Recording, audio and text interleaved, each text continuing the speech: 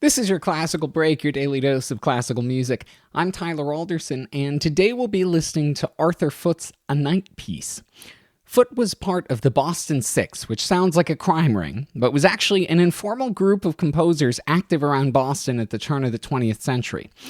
At the time, American classical music was very much in the shadow of European classical music.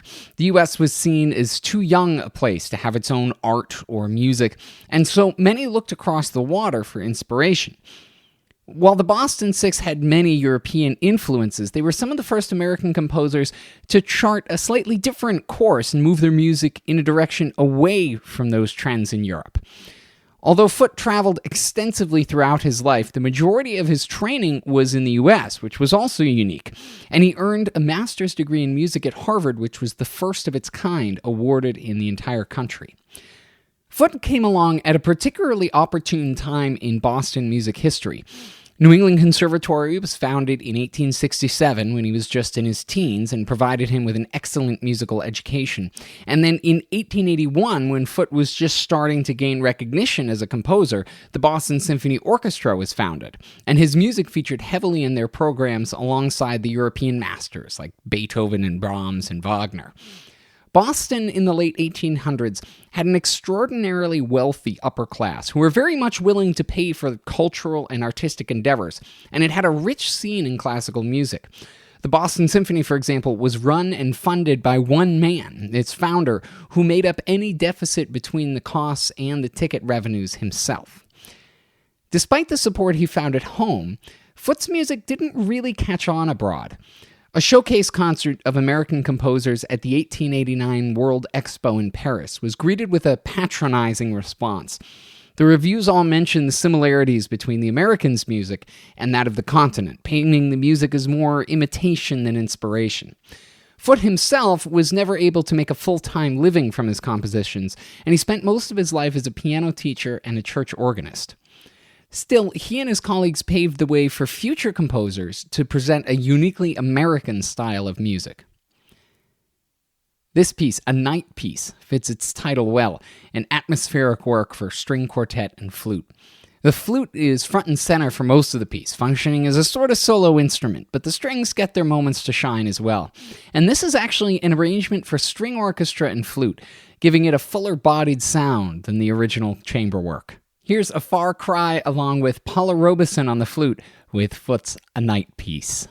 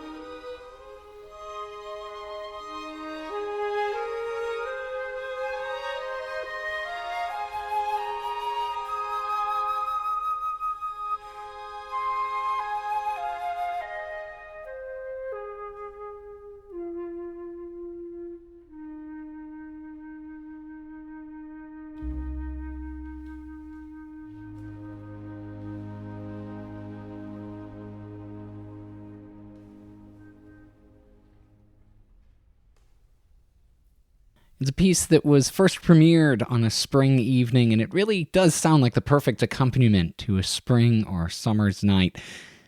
Thanks to A Far Cry and Paula Robeson, along with the Isabella Stewart Gardner Museum in Boston, for putting that up on the web.